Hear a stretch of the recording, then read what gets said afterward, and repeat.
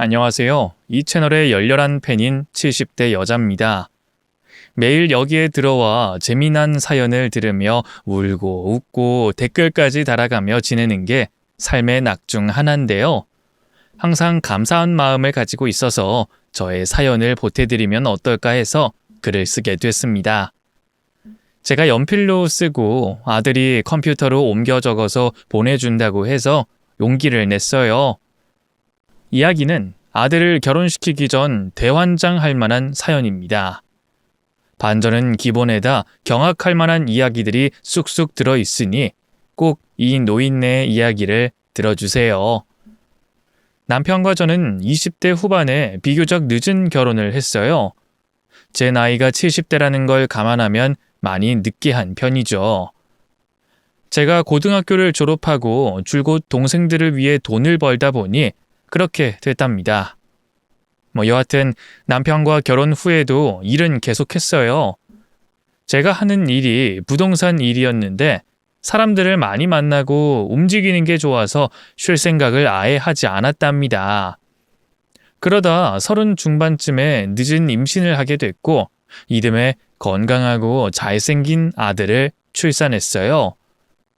아이를 낳고 나니 일을 바로 할 수는 없겠더라고요. 요즘 세상처럼 돌봄 시스템이 따로 있는 시대가 아니었으니 엄마인 제가 아들 옆에 붙어서 육아와 남편 내조만 하며 지냈답니다. 그렇게 해가 2번 지나가자 예기치 못한 일이 벌어지고 말았어요. 제 남편이 건축 일을 했는데 현장에서 크게 사고가 나는 바람에 세상을 떠났답니다. 사고가 크게 나서 여러 사람들이 유명을 달리해 합동 장례식을 치러 그 일을 보내줬어요. 이후 저는 우울해할 시간이 없었습니다.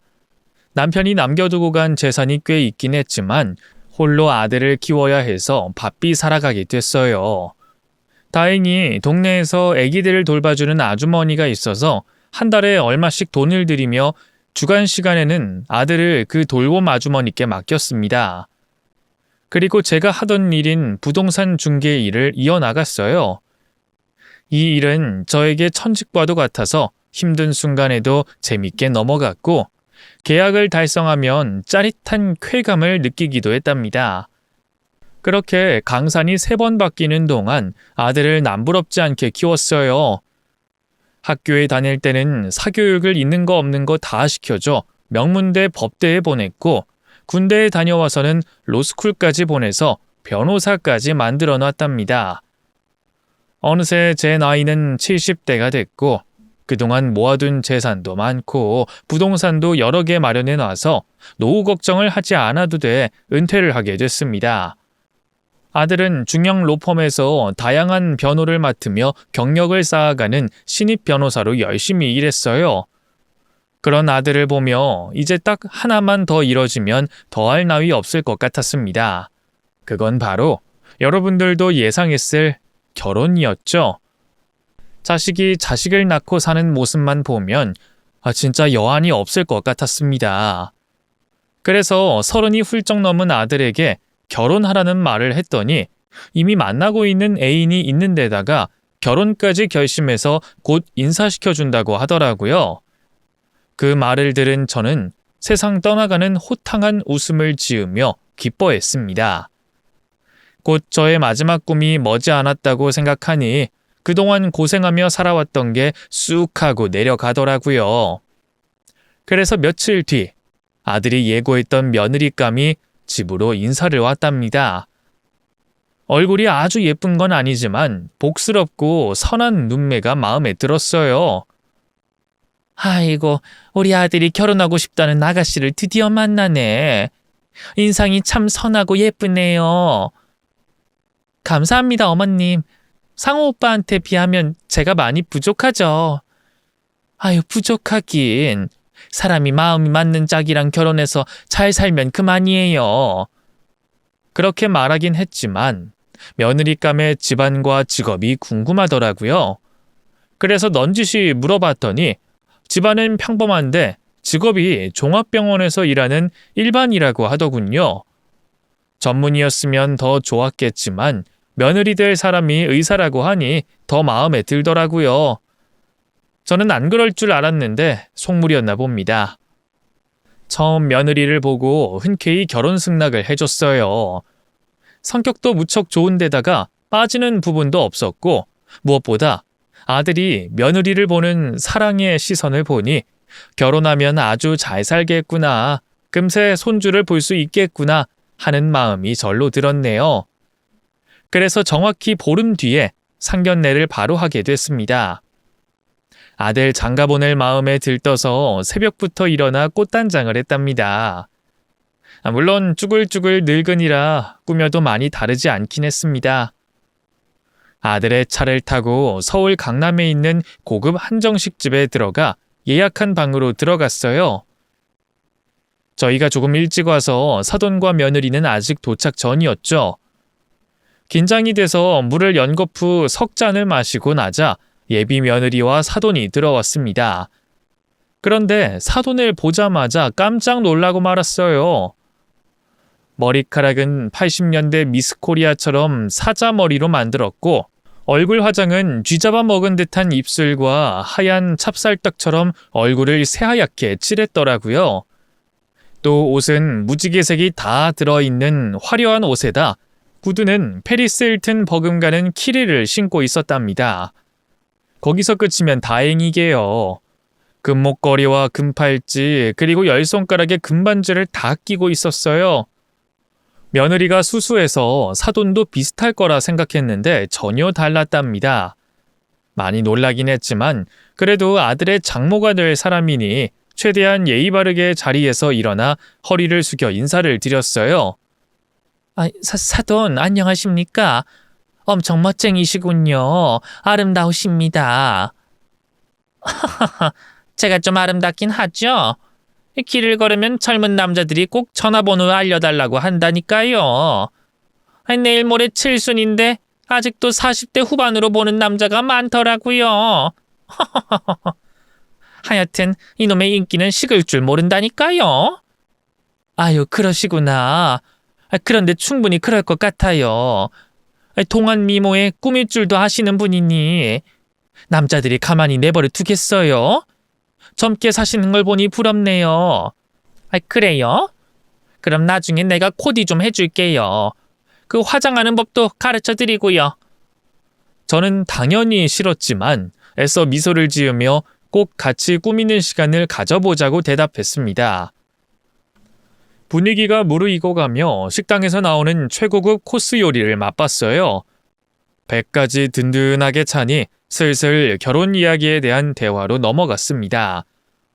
저는 사돈한테 바라는 게 하나도 없어 애들끼리 알아서 준비했으면 하는 바람이었답니다. 그런데 사돈은 제 생각과 많이 달랐어요. 의사 딸을 둬서 그런지 바라는 게 많더군요. 그럼 신혼집 이야기부터 해야겠죠? 저는 큰 거 바라지 않습니다. 그냥 강남에 있는 40평대 브랜드 아파트면 만족합니다. 그리고 우리 딸한테 개인 병원 차려주면 좋겠네요. 당연히 강남 바닥에 말이죠. 사돈, 강남에 아파트에 병원까지요? 그건 좀 어렵겠는데요. 저는 며느리의 개인 병원은커녕 신혼집을 강북 쪽에 마련해 줄 생각이었어요. 뭐라고요? 지금 강북이라고 했어요?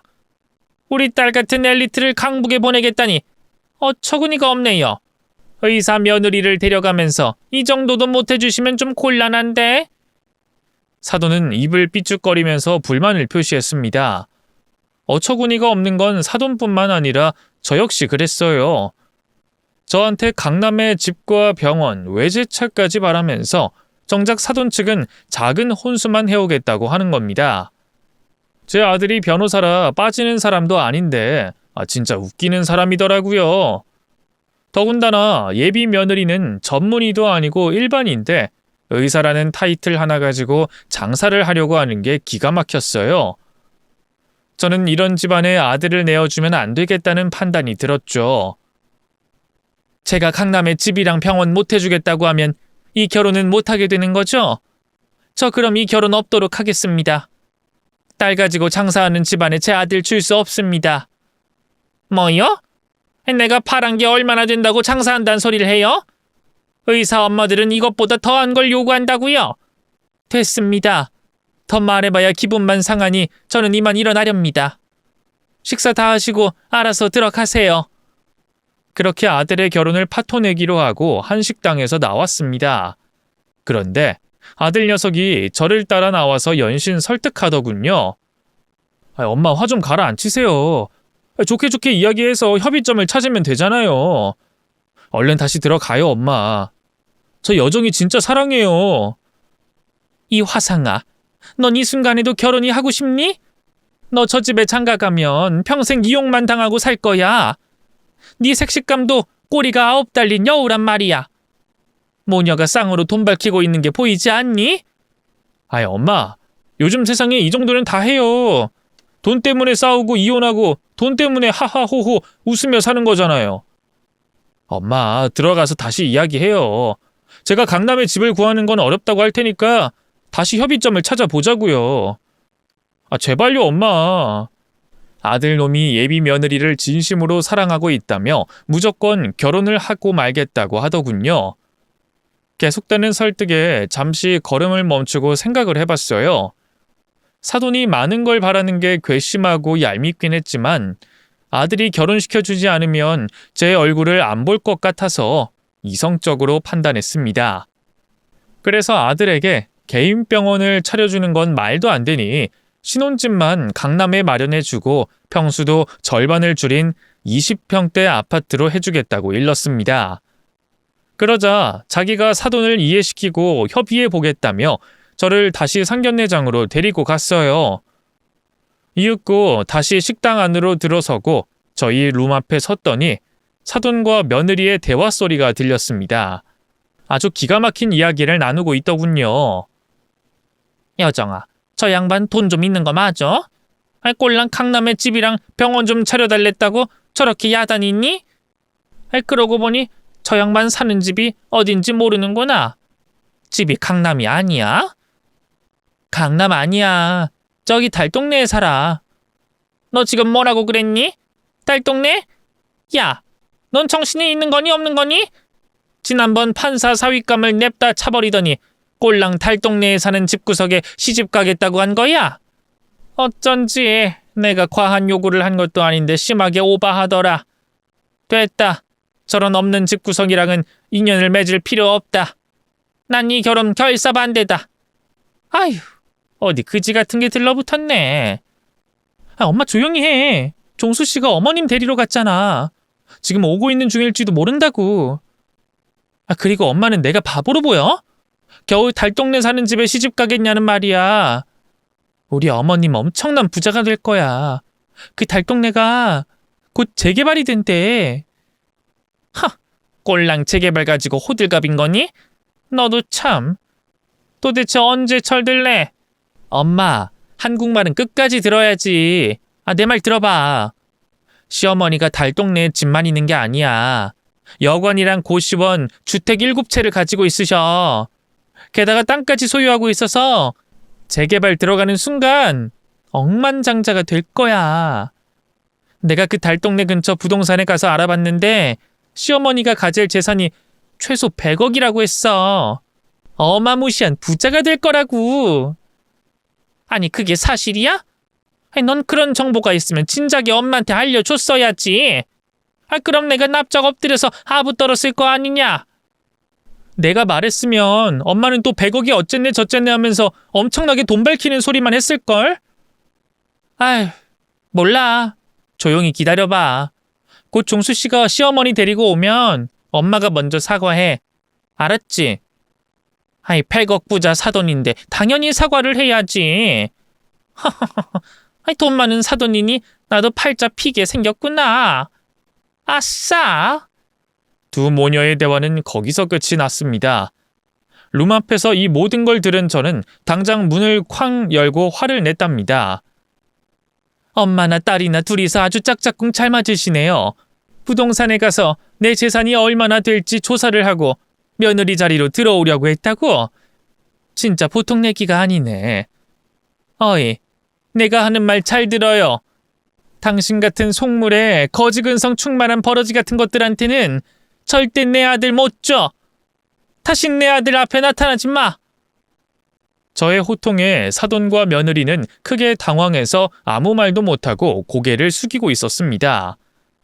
저한테 미안해서가 아니라 제가 재개발로 인해 떼부자가 되니 입을 닥치고 있던 거였죠. 저는 무조건 결혼시킬 수 없다고 아들에게도 확실하게 전했습니다. 그리고 화가 아주 심하게 나서 혼자 집으로 돌아갔답니다. 저는 아들이 제 말대로 예비 며느리와 헤어지고 지내는 줄 알았는데 한 달 만에 저에게 참아왔던 말을 꺼냈습니다. 엄마, 저 아직 여정이 만나고 있어요. 엄마 말씀대로 헤어지려고 해봤는데 도저히 안 되겠더라고요. 뭐야? 아직도 그 여우년을 만나고 있다고? 너 그 년이 어떤 년인지 두 눈으로 확인했으면서 계속 만나고 싶디? 저도 엄마 마음 잘 알죠. 그런데 사랑이 그렇게 쉽게 끝나는 게 아니더라고요. 저 진심으로 여정이를 사랑해요. 그리고 엄마가 장모님이나 여정이가 속물이라고 말씀하셨는데 요즘 안 그런 사람 어디 있겠어요. 여자나 남자나 다들 조건 보고 결혼하는 시대라고요. 너 말 잘했다. 그럼 너도 조건 좋은 여자 만나야지. 걔는 고작 일반이 의사인데다 집안에 가진 거 하나 없다면서 너한테 변호사 사무실을 차려주지 못하는 집구석에 왜 장가를 들려는 거야? 내가 좋은 선자리 잡아놓을 테니까 그년이랑 빨리 정리해라. 아들이 하는 말에 하나하나 반박하면서 그 집 여자들이랑 다시는 마주할 일 없게 해달라고 경고했습니다. 하지만 사랑이 뭔지 아들 녀석은 한 달이 더 지나도 끝까지 헤어지지 못하더라고요. 매주 저에게 말하길 사돈과 며느리가 사과하고 싶어 한다며 마음을 열어달라고 하더군요. 며칠 동안 머리에 수건을 싸매고 드러누워 아들의 마음을 바로잡고 싶었는데 도저히 그 여우년을 포기하지 못하겠다고 말했답니다. 그래서 결국 자식 이기는 부모가 되지 못하고 사돈과 며느리를 다시 한번 만나보겠다고 일렀습니다. 다시 상견례 장소를 정하려고 했는데 두 모녀가 저희 집으로 찾아와 진심으로 사죄하겠다고 하더라고요. 그래서 일주일 뒤에 사돈과 며느리를 제 집에서 다시 제외하게 됐습니다. 두 번째 상견례가 된 거죠. 사돈은 이번에도 화려하다 못해 부담스러운 옷차림과 화장으로 제 눈을 어디다 둘지 모르게 만들었습니다. 다시 봐도 꼴 보기 싫은 건 그대로였는데 아들 때문에 꾹 참고 억지 미소를 지었어요. 어서들 와요. 지난번에는 내가 화를 심하게 내서 미안하게 됐습니다. 아이고 아닙니다 사돈. 저희가 입을 함부로 놀린 죄가 크죠. 그동안 반성 많이 했습니다. 어머님 죄송했어요. 하지만 종수 오빠를 사랑하는 마음은 진심입니다. 다시 불러주셔서 진심으로 기뻤습니다. 두 사람의 사과를 받고 조금 마음이 풀려서 정성스러운 밥상을 준비했습니다. 다행히 제가 한 음식이 입에 맞았는지 두 모녀가 잘 먹더군요. 이윽고 다시 결혼 이야기를 시작하게 됐는데 이번에는 제가 하자는 대로 하겠다고 두 모녀가 입을 모았습니다. 아이 사돈, 제가 어리석었습니다. 가진 것도 없는데 강남의 집이랑 병원을 요구하다니요. 저는 그냥 애들한테 살만한 집만 해주시면 만족하겠습니다. 다행이네요 사돈. 아무리 생각해도 강남에 며느리의 병원을 차리는 건 무리일 것 같아요. 대신 며느리가 지금 일하는 병원에서 경력과 실력을 더 쌓으면 훗날 개인 병원 차려주도록 하죠. 그때도 강남이 아닌 다른 곳에 차려줄 겁니다. 그 신혼집은 강남에 아파트 마련해 주겠습니다. 다만 40평대가 아닌 20평대 아파트로요. 제가 해줄 수 있는 건 그게 전부입니다. 제가 미리 생각한 대로 솔직하게 말했더니 사돈의 얼굴이 굳어지더군요. 네? 그게 다예요? 정말 그것만 해주시고 말 건가요? 조금 전에 제가 하자는 대로 따라오시겠다면서요? 왜요? 마음에 들지 않으신가요? 아닙니다. 그냥 조금 더워서 그런 것 같네요. 사돈, 저희 잠깐 바람 좀 쐬고 올게요. 잠깐이면 되니까 사돈도 생각을 조금 더 해보세요. 저는 생각하고 자시고 할 게 없었는데 괜히 저의 제안이 마음에 들지 않고 불쾌해서 자리를 피하는 것 같더라고요. 두 모녀는 집 밖으로 나갔고 아들과 둘이 상을 치우고 과일을 내왔답니다. 그래서 두 모녀를 부르려고 대문 밖을 나서려는데 처음 상견례 때처럼 입을 함부로 놀리는 대화를 나누고 있었답니다. 어떤 대화인진 잠시 후에 알려드리겠습니다. 기분이 언짢았지만 억지로 참아가며 두 모녀와 두 번째 상견례를 이어갔는데 속 시원하게 정리가 되지 않은 채 자리가 끝나게 됐답니다. 사돈은 나중에 다시 한번 식사를 하며 결혼 날짜와 신혼집과 혼수 이야기를 마무리 짓자고 하더군요. 도대체가 상견례를 몇 번이나 하자는 건지 기분이 심하게 나빴네요. 일주일 동안 저는 무언가를 계획했습니다. 두 모녀와 완전히 매듭을 짓기 위해서 확실한 방법을 강구했죠. 그래서 초대받지 않은 자리에 몰래 찾아가게 됐습니다. 그곳은 사돈과 며느리와 상견례를 하는 자리였는데 상대 가족이 저와 아들이 아닌 다른 집안의 사람들이었습니다. 사실은 이랬어요. 저희 집에 두 번째 상견례를 하러 왔던 모녀가 바람을 쐬겠다며 대문 밖에서 대화를 나눴는데 내용은 이랬습니다. 여정아, 진짜 여기 재개발되는 거 맞지? 그런데 저 노친네는 왜 이렇게 돈을 안 쓰려는 거야?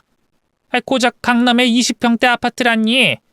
게다가 네 개인 병원도 나중에 차려준다는 것도 믿음이 가지 않어. 너 이런 집안에 시집 오려고 그동안 잘난 남자들 다 걷어찬 거냐? 여기 재개발되는 건 맞아. 100억 부자가 되는 것도 맞고. 그런데 CM이가 계속 저렇게 짜게 나오네. 난 오늘 사과하면 해달라는 걸 다 해준다고 할 줄 알았어. 으이그 이 헛똑똑아. 이제 어떡할 거야? 덮을 것도 없이 이쯤에서 정리하는 게 낫지 않겠어? 너 얼마 전에 선본 남자는 어떠냐? 너를 죽을 만큼 좋아한다며. 그 성형외과 의사라고 했지? 응. 나 좋다고 결혼하자는 남자가 한의사랑 성형외과 의사까지 둘인데 둘 다 괜찮은 편이야. 그런데 당장 개인 병원을 차려준다는 사람은 없더라고. 아무래도 시작부터 병원 차려주는 건 부담이 가나 봐. 그래도 성형외과 의사는 강남의 40평대 아파트에 외제 촬영하고 엄마한테 1억 정도 주겠다고 했어. 제일 나은 조건은 그 의사가 낫지. 그럼 일단 그 성형외과 의사놈이랑 상견례 하자. 내가 직접 그 부모 만나서 조건 들어보고 확실하게 돈 쓰겠다고 하면 그 집에 시집 가라. 내가 보기엔 여기 달동네 노친네는 벽에 똥칠할 때까지 돈을 내놓지 않을 관상 같다. 성격도 꼬장꼬장한 게 빼먹기가 쉽지 않을 것 같다고. 나도 그렇게 생각해. 이쯤에서 정리하고 성형외과 의사네랑도 상견례하고 한의사네도 만나보자. 여기저기 다 쑤시고 다니다 보면 만족하는 집구석이 나오겠지. 역시 우리 딸은 엄마를 닮아서 아주 현명해. 그럼 오늘은 대충 둘러대고 집에 가자. 이 달동네는 다른 집들이랑 빠그라지면 그때 사돈 맺자고. 그때 저는 대문 안에서 두 모녀가 돈에 미쳐서 저울질하고 신랑감을 고른다는 걸 알게 됐답니다. 그래서 이것들을 어떻게 응징해 줄지 고민하다가 흥신소를 찾아갔어요. 두 모녀가 저희 말고 다른 집안과 상견례를 하는 날짜와 장소를 알아내 달라고 의뢰해서 정보를 알게 됐죠. 그래서 지금 이 순간 사돈 모녀가 있는 성형외과 의사 식구들과 만나는 상견례장에 오게 된 거죠. 저는 식당 내 룸의 문을 활짝 열었습니다. 그러자 사돈 모녀가 저를 보고 화들짝 놀라서 손으로 얼굴을 가리더군요. 그래서 제가 한마디 하면서 룸 안으로 들어갔네요. 이 며느라, 사돈 나왔어요. 두 사람은 전생에 상견례를 못해 죽은 귀신이 들러붙었나 봐요. 여기저기 상견례를 다니면서 조금 더 뽑아먹을 게 많은 집안을 고르시는 것도 일이네요. 그렇죠, 사돈? 제 말에 성형외과 집안 사람들이 저를 주목하며 무슨 일이냐고 묻더군요. 알아듣지 못하는 말을 하면서 남의 룸에 왜 들어오냐고 말이죠. 그래서 저는 사돈과 상견례를 2번이나 치른 사람이고 돈을 심하게 밝히는 사돈과 며느리가 저울질을 하고 있다는 걸 장황하게 설명해 줬습니다. 그리고 그 순간 이 2 모녀의 실체를 보여주기 위해 부른 제 아들도 타이밍 맞춰서 도착했더군요. 어이 종수 왔니? 이 방이다. 네가 결혼하고 싶어 안달난 년이랑 애미라는 년이 다른 집안 사람들이랑 상견례를 치르고 있구나. 이걸 보여줘야 네가 마음 정리를 쉽게 할 수 있을 것 같아서 부른 거야. 자 봐라 종수야. 네가 만나는 여자의 실체를 말이다. 이에 아들은 룸 안에 있는 양가 식구들을 보고 크게 분노했습니다. 야 조여정, 네가 나한테 이럴 수가 있냐? 너 원래 이런 애였어? 진짜 오만정이 떨어지네. 너나 네 엄마나 진짜 한심하다. 너랑은 끝이니까 그런 줄 알아. 그러자 2 모녀는 입을 맞췄는지 고개를 들어 올리며 저희 모자에게 시치미를 떼고 말하더군요. 사돈이 먼저 주둥이를 열었습니다. 저기 아주머니, 누구시죠? 누군데 저희한테 말도 안 되는 소리를 짓거리고 있는 거예요? 아, 내 딸 짝사랑하는 그놈이 저놈이었구나. 이봐요. 제 딸이 아무리 탐이 나도 그렇지 이런 식으로 사람 스토킹하면서 괴롭히면 어떡해요? 당장 나가세요.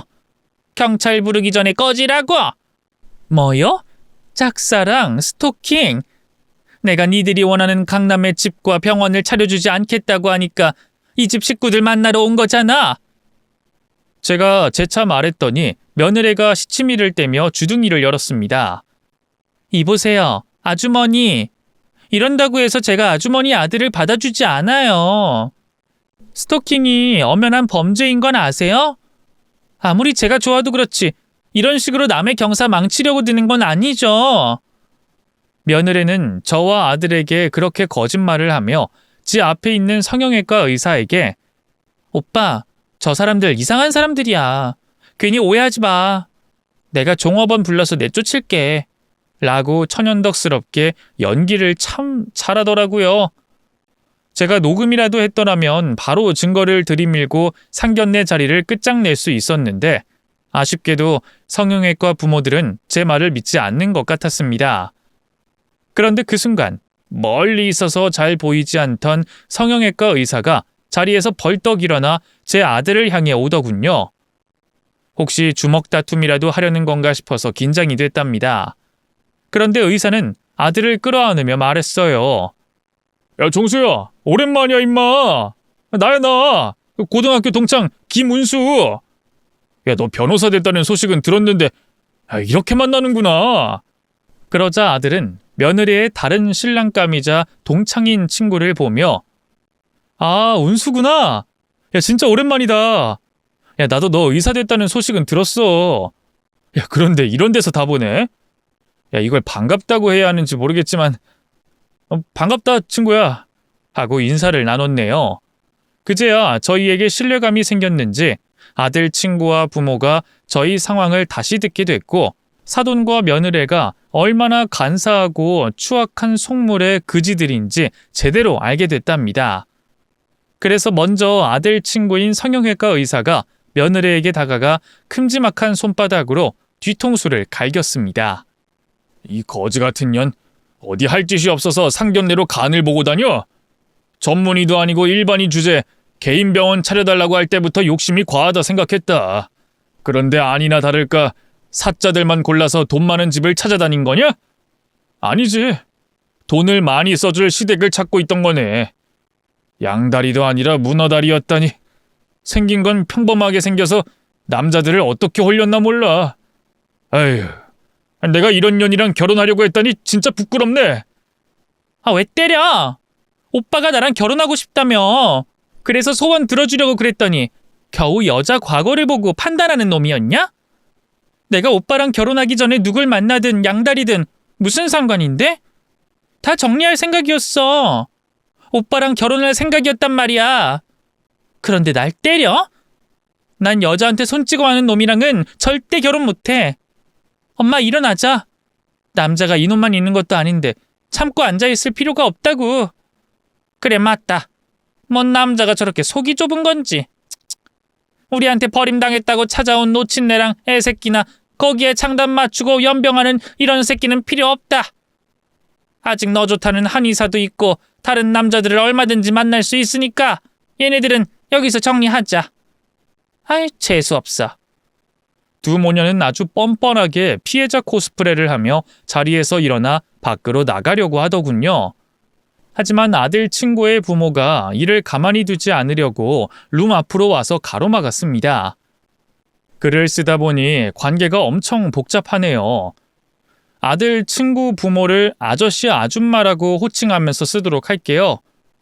아저씨가 문을 닫고 팔을 벌려 막고 있었고 아줌마는 흥분한 얼굴로 사돈의 머리채를 낚아채며 소리쳤습니다.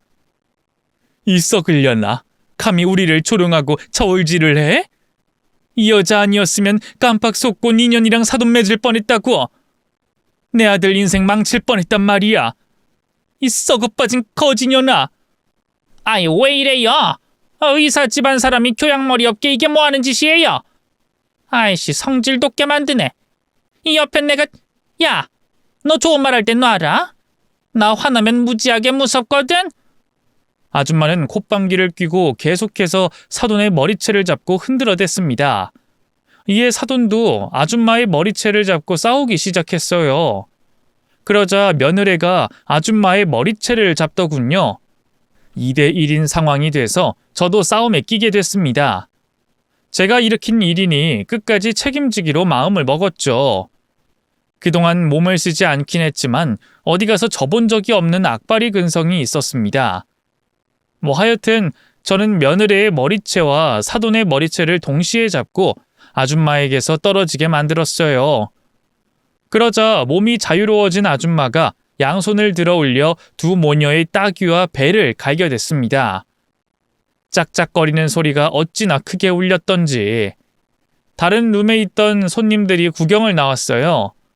저희는 아랑곳하지 않고 싸움을 이어나갔습니다. 아줌마와 제가 이기는 상황이었는데 쉽게 끝내고 싶지 않았답니다. 처음 본 사이였는데 손말이 잘 맞더라고요. 제가 두 모녀의 머리채를 잡고 뒤흔드는 동안 아줌마가 매운맛이 절로 나는 따귀를 연타해 날려댔어요. 그러다 사돈과 며느리의 눈이 풀리는 게 보여서 바닥으로 내팽개치며 외쳤습니다. 아줌마, 아저씨, 아들 친구, 이것들한테 마지막 쓴맛 보여줍시다.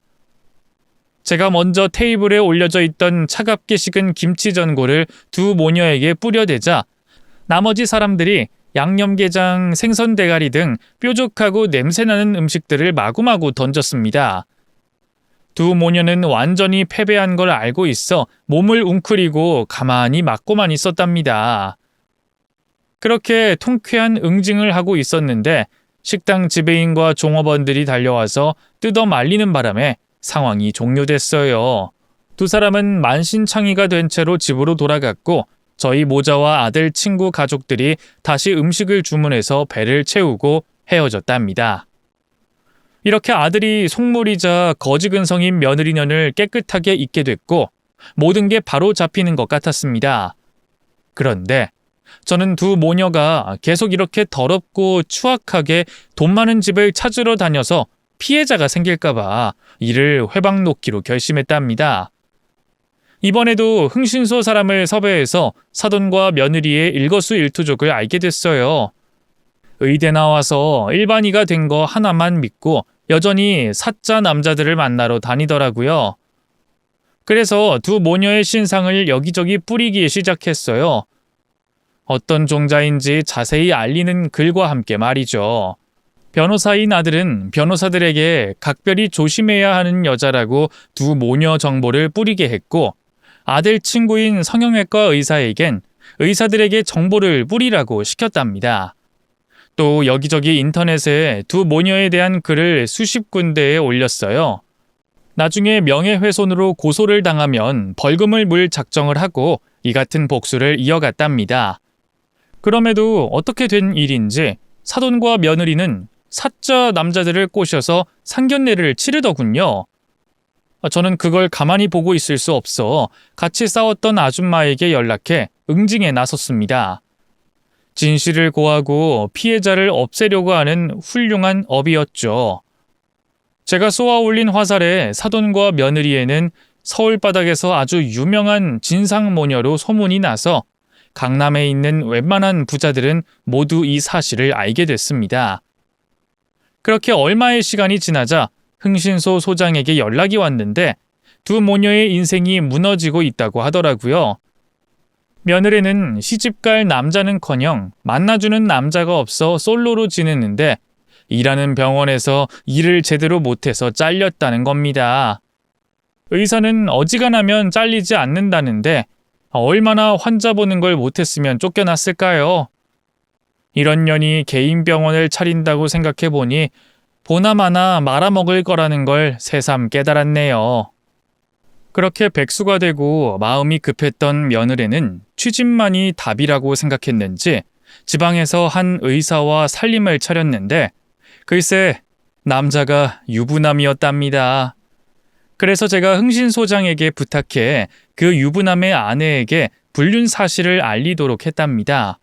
며느리는 유부남의 아내에게 개패듯이 맞고 쫓겨난 것도 모자라 상간녀 고소를 당해 막대한 금액의 위자료를 갚아야 했다네요.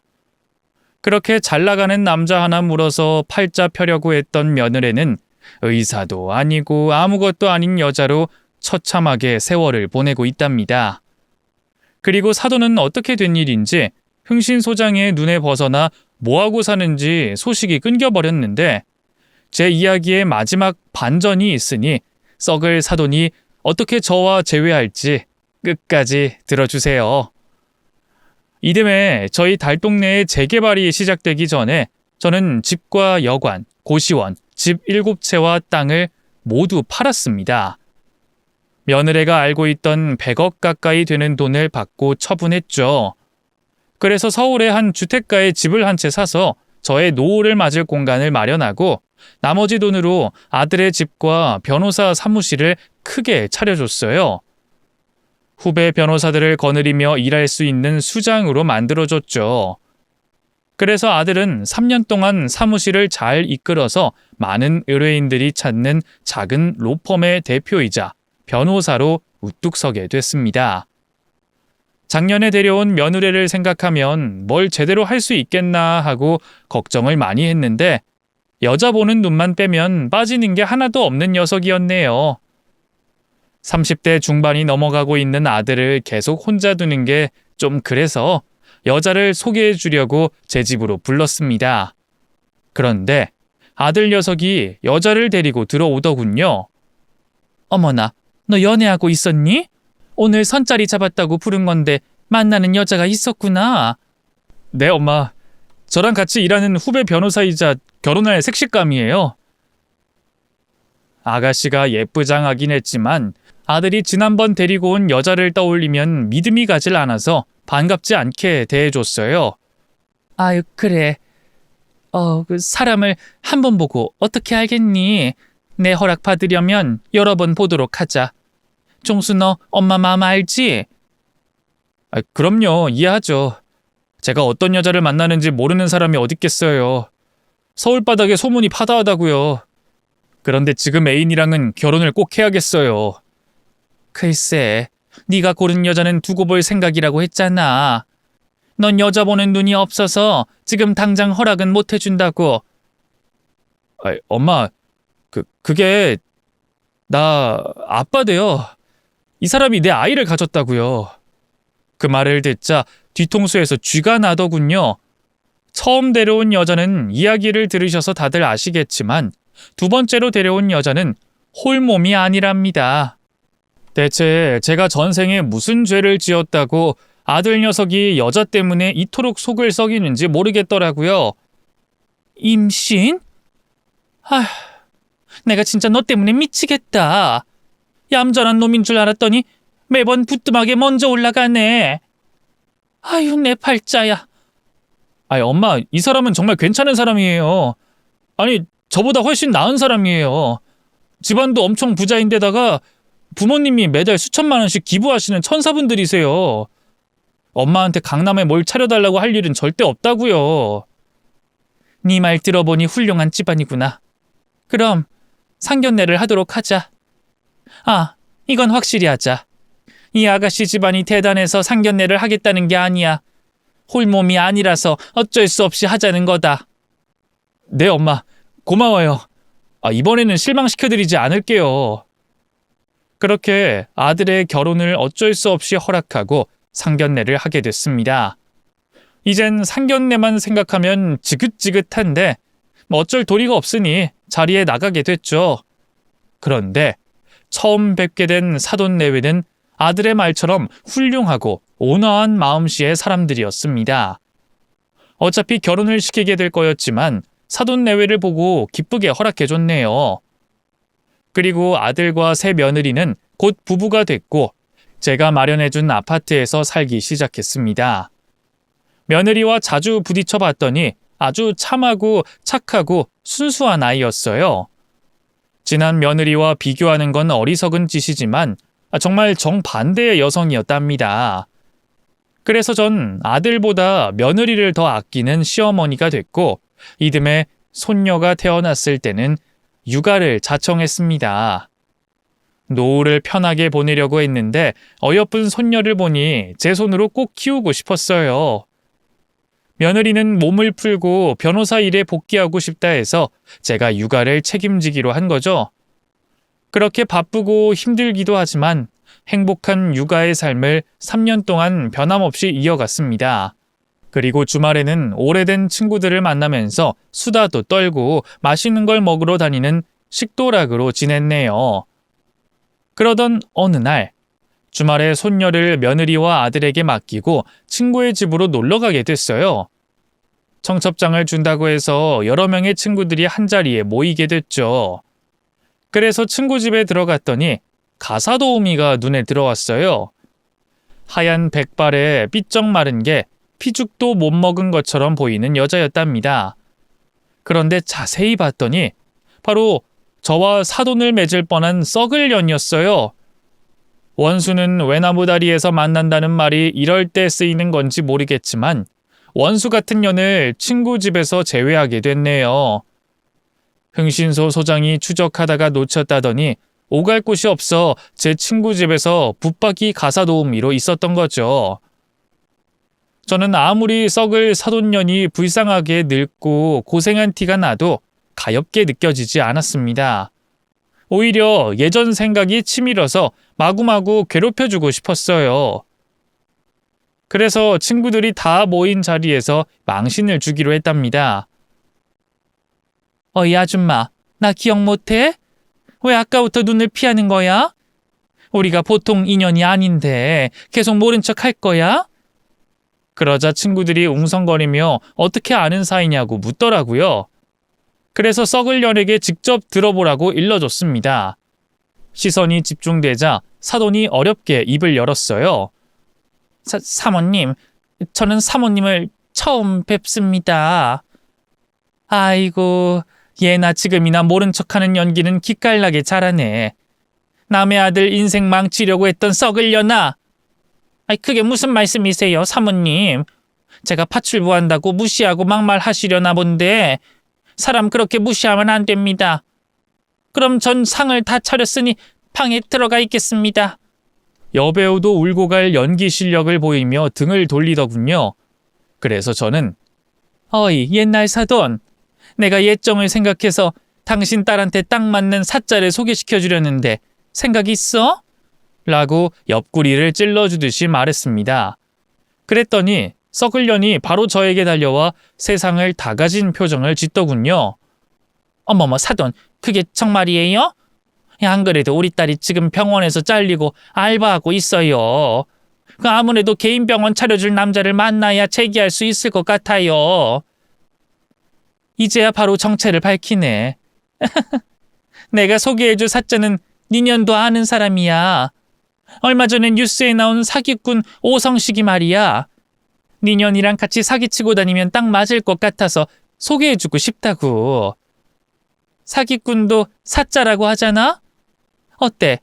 내 말에 귀가 솔깃하지? 에이, 지랄 맞은 년. 우리한테 그만큼 복수했으면 됐지. 아직도 날 놀리는 거냐? 이봐, 당신이 내 딸 상견례 자리에 계속 나타나서 뒤엎는 바람에 우리 모녀 인생 쪽났다고. 말은 바로 해야지. 니년이 많은 사람들 인생을 쪽내려는 걸 내가 막아준 거잖아. 지금 니년의 자리가 너의 자리야, 이 썩을 년아. 제가 이렇게 욕을 하긴 했지만 절대로 가사도우미라는 직업을 싸잡아 욕하는 게 아닙니다. 여러분도 제 말의 요지를 이해할 거라 믿습니다. 그렇게 썩을 사돈년을 조롱했더니 화가 심하게 났는지 제 머리채를 잡더군요.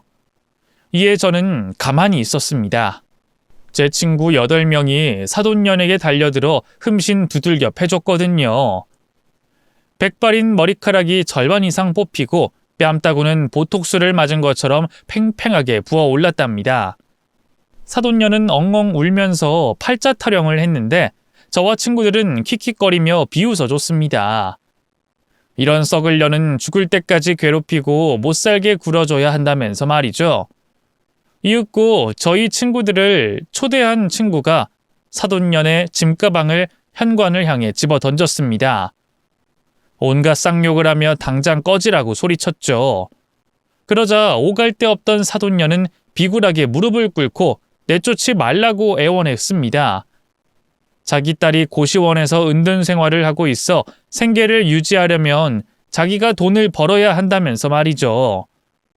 하지만 제 친구는 저 못지않게 독종이어서 무릎을 꿇고 비는 사돈년의 뺨따귀를 세차게 날리고 소금까지 가져와서 팍팍 뿌려댔습니다. 그래서 그녀는 가사도우미에서 잘리고 어디론가 떠났답니다. 이것으로 제 복수는 끝이 났네요. 아니, 앞으로도 사돈년이 개고생을 하고 전 며느리년이 은둔 생활을 하면서 살 테니 현재 진행형이라고 해야겠네요. 이제 저는 진심으로 여한이 없습니다. 아들이 제대로 된 직업과 훌륭한 아내, 그리고 눈에 넣어도 아프지 않을 사랑스러운 손녀까지 낳고 잘 지내고 있으니 저는 언제가 됐든 눈을 감아도 웃으면서 떠날 수 있을 것 같아요. 그래도 아직은 손녀를 더 키우고 싶어서 욕심이 나네요. 건강관리를 철저하게 해서 좀 더 오래오래 살고 싶답니다. 제 사연의 글은 여기서 마쳐야겠네요. 재밌게 들어주셨으리라 믿고 떠나겠습니다. 청취자 여러분 가정에 늘 행복만이 가득하길 바랍니다. 안녕히 계세요.